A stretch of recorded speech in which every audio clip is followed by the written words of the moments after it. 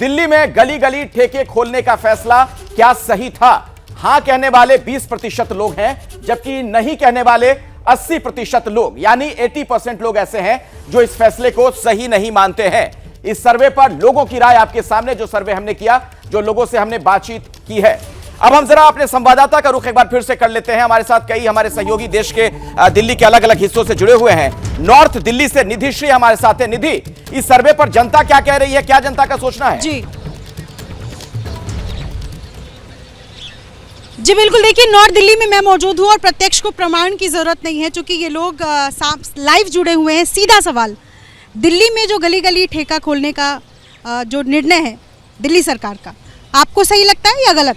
जी बिल्कुल गलत है ये। मैं मानती हूँ कि मेरे खुद के घर के आसपास ही 2 से 3 ठेके हैं 1 किलोमीटर के दायरे के अंदर, और अगर आपकी सरकार बोलती है कि आप हेल्थ और एजुकेशन में काम करना चाहते हैं तो फिर आप कोई और मीन्स निकाल दीजिए। ये गली गली में ठेके खोलने का और इस तरीके से आप एक ऐसी चीज़ को प्रोत्साहित कर रहे हैं जो बिल्कुल भी अच्छी नहीं है, चाहे वो यूथ के लिए हो या किसी भी एज के इंसान के लिए हो। और इससे आसपास का जो माहौल ख़राब होता है उसके लिए कहने की ज़रूरत नहीं है। ऊपर से ये बोलते हैं कि हमें ठेके का टाइम बढ़ा देना चाहिए, पहले 10 बजे से अब 3 बजे तक का। आपको क्या लगता है?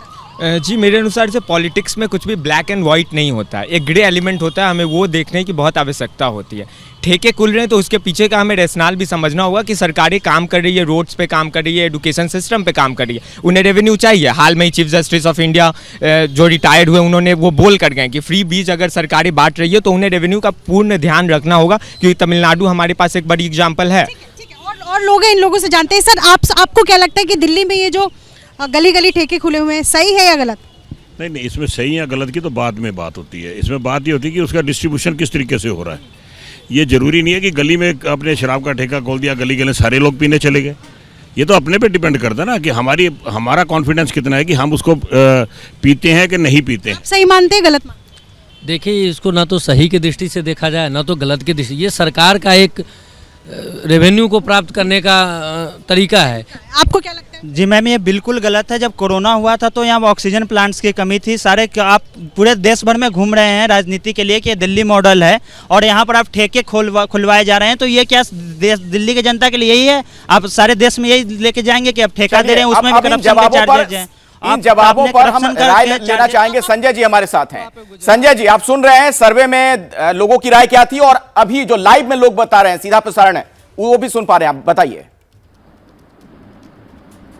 बहुत अच्छा सवाल पूछा अखिलेश जी। मैं इस प्रश्न का हृदय से इंतजार कर रहा था, और अखिलेश आनंद जी, यशवंत जी, भारतीय जनता पार्टी के हमारे मित्र सुधांशु जी, और आपके सारी जितनी रिसर्च टीम है टीवी चैनल्स की, उन सब से मैं विनम्रतापूर्वक पूछना चाहता हूं, पुरानी शराब नीति में ठेकों की संख्या कितनी थी, नई शराब नीति में ठेकों की संख्या कितनी हुई, कितने ठेके दिल्ली में खुले? आपको पता नहीं होगा, इसलिए मैं बता रहा हूं कि यह सर्वे बेबुनियाद है। अब आपको मैं बता रहा हूं, एक एक करके, रोकिएगा नहीं। 849 ठेके पुरानी शराब नीति में थे। नई शराब नीति में एक भी ठेका बढ़ाया नहीं गया। बावजूद इसके मात्र 644 ठेके दिल्ली के अंदर खुले। लेकिन एलजी एनएल बैजल ने एमसीडी से परमिशन लेने और डीडीए की जगहों पर दुकान न खोलने का जो क्लॉज लगाया कैबिनेट के अप्रूवल के बगैर जी, उसकी वजह से मात्र 468 ठेके खुले। इसका मतलब आपका यह सवाल ही बेबुनियाद है। चलिए ठीक जब है, दिल्ली में तो इसका ही ज्यादा नहीं खुले, 400 ले लिया जाए। खुले, सुधांशु जी, सवाल कैसे पूछ रहे इन हैं? सवालों का कोई मतलब ही नहीं, सीधे तौर पर खारिज कर रहे हैं संजय जी। अखिलेश जी, सुधांशु त्रिवेदी, सुधांशु जी भी करेंगे, आप भी कीजिए। बिल्कुल अखिलेश जी, आप बताइए पूरे देश को। बिल्कुल बिल्कुल, हम जवाब दे रहे हैं। पहले था, बिल्कुल कितने जवाब दे ठेका रहे हैं। बाद में सुधांशु हुआ? त्रिवेदी जी जवाब दीजिए। और मैं माफी मांग के जाऊंगा अगर एक भी ठेका ज्यादा खुला होगा तो। नहीं तो सुधांशु जी माफी मांगे, और ये सर्वे करने वाले साथी माफी मांगे। देखिए, पहली बात मैं कहना चाहता हूं कि जो कुछ इन्होंने कहा, अगर इनकी बात सही है कि ठेके ज़्यादा नहीं बढ़े, तो इनकी सरकार कैसे दावा कर रही रेवेन्यू बढ़ गया? वो कैसे बढ़ गया? एक पे डबल, एज कम, टाइम ज़्यादा।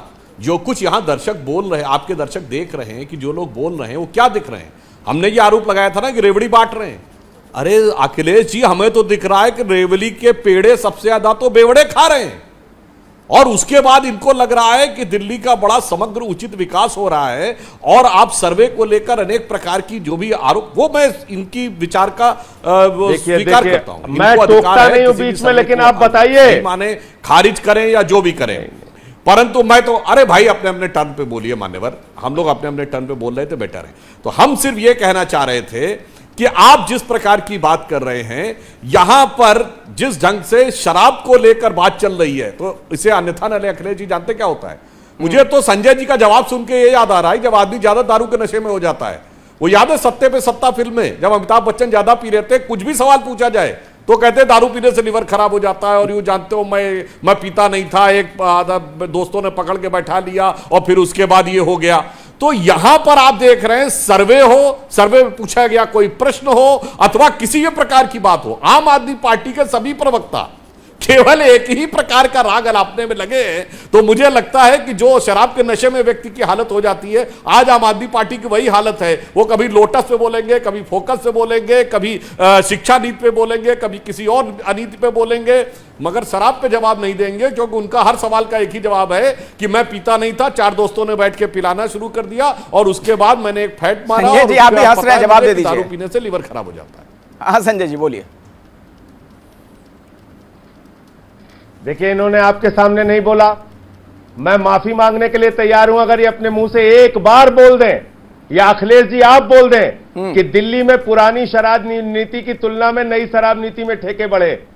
ना तो अच्छा, आप ही बता दीजिए कि ठेकों का गणित है क्या? जो वो सवाल पूछ रहे थे कि रेवेन्यू कैसे बढ़ गया, कैसे बढ़ा, जरा बता उनको नहीं टोकते, मुझे टोक नहीं, उनको भी हमने टोका, लेकिन जवाब तो दीजिए। ऐसे अगर बहस करना है तो मैं चला जाता हूं, आप दोनों लोग बात कीजिए। आज आप इतने आक्रोशित क्यों नजर आ रहे हैं? मैं तो सबसे पहले आपसे ये जानना चाहूंगा संजय जी, इतने आप उद्वेलित क्यों दिख रहे हैं? आप तो इतने कूल नेता हैं, इतने हर सवालों का जवाब देते हैं, सड़क पर आपने आंदोलन किया, प्रदर्शन किया, फिर नेता बने आप हेलीकॉप्टर से उतरे हुए नेता तो है नहीं, क्यों आप इतने नाराज क्यों आज हो जा रहे हैं? बिल्कुल नाराज नहीं हो रहा हूं मैं तो। एक फैक्ट आपने पूछा, एक सवाल पूछा है। एबीपी न्यूज कोई छोटा चैनल नहीं है। एक सवाल आपने पूछा अपने सर्वे में कि दिल्ली में गली गली में ठेके खुलना क्या सही है, ये सवाल आपने पूछा, जो सवाल बुनियादी रूप से बनता ही नहीं। ठीक है, क्योंकि 400 ठेके कम खुले हैं। चलिए ठीक है, आप कह रहे हैं कि सवाल नहीं बनता है। और दूसरी बात, तो अगला सवाल क्या है वो भी हम दर्शकों के सामने रखेंगे ब्रेक के बाद, लेकिन छोटे में अगर 20 सेकंड में आप समझा सकें ये ठेकों का गणित है क्या, रेवेन्यू बढ़ गया, ये थोड़ा सा अगर 10 सेकंड का टाइम मुझे दीजिए जल्दी से। हाँ जल्दी से 10 सेकंड का टाइम मुझे दीजिए। आपके एक एक सवाल का जवाब दूंगा, मैं भाग नहीं रहा हूं। गुजरात में 27 साल से शराबबंदी है और बीजेपी है। उस गुजरात में 100 से ज्यादा लोग मर गए। योगी आदित्यनाथ जी के राज में शराब पीने से, अवैध शराब पीने से 115 लोग अलीगढ़ में मर गए। हाथ जोड़कर मैं पूछ रहा हूं, जरा बता दीजिए अपने दर्शकों को कितने सर्वे कराए आपने? अच्छा, तो आपके मुताबिक सर्वे नहीं होना चाहिए था। ठीक है, आपके एक सर्वे का जवाब आपका, सर्वे का जो सवाल मैं पूछ रहा हूं उसका जवाब आपका सवाल में ही आज है।